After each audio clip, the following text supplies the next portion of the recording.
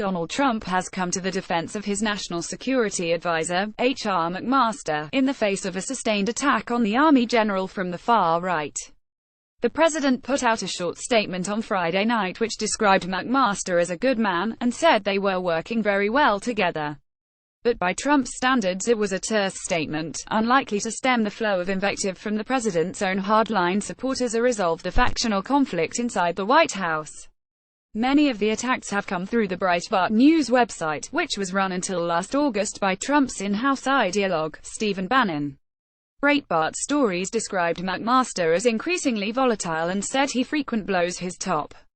Another headline said he was deeply hostile to Israel and to Trump.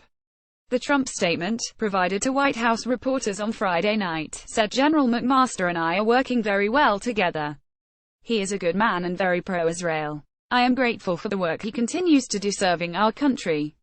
The president's son-in-law and senior advisor, Jared Kushner, often portrayed as a rival to McMaster in White House power struggles, also lent his support, telling the New York Times the general was a true public servant and a tremendous asset.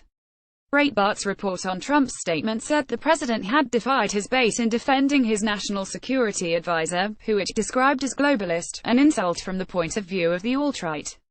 The anti-McMaster campaign was ignited by the firing of 3 White House officials known to be allies of Bannon and McMaster's predecessor as National Security Advisor, retired General Michael Flynn. The 3 sackings were Ezra Cohen Vatnick, the National Security Council NSC Senior Director for Intelligence Programs Derek Harvey, the NSC Senior Director for the Middle East, and Rich Higgins, the Director for Strategic Planning. Higgins was fired after circulating a memo, published by The Atlantic, that argued the Trump presidency was under attack from subversive forces including globalists and Islamists allied to cultural Marxists employing Maoist tactics.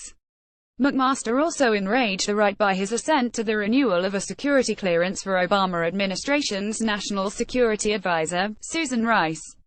Mike Cernovich, a far-right blogger who promoted conspiracy theories about Hillary Clinton during the campaign, posted an anti-Semitic cartoon showing McMaster as a puppet having his strings pulled by George Soros, a liberal Jewish philanthropist, who was in turn being controlled by another hand labeled Rothschilds.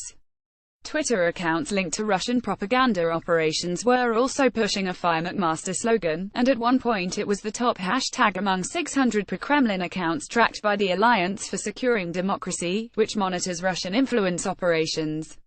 McMaster's presence in the White House was put in doubt after press reports quoting unnamed presidential advisors said Trump might send McMaster to command U.S. forces in Afghanistan, after the president reportedly criticized the serving commander, Gen. John Nicholson, in a meeting last month. But Defense Secretary James Mattis, like new Chief of Staff John F. Kelly, a retired U.S. Marine Corps general, and the chairman of the Joint Chiefs of Staff, Gen. Joseph Dunford, defended Nicholson and his job. McMaster also appears to be safe for the time being.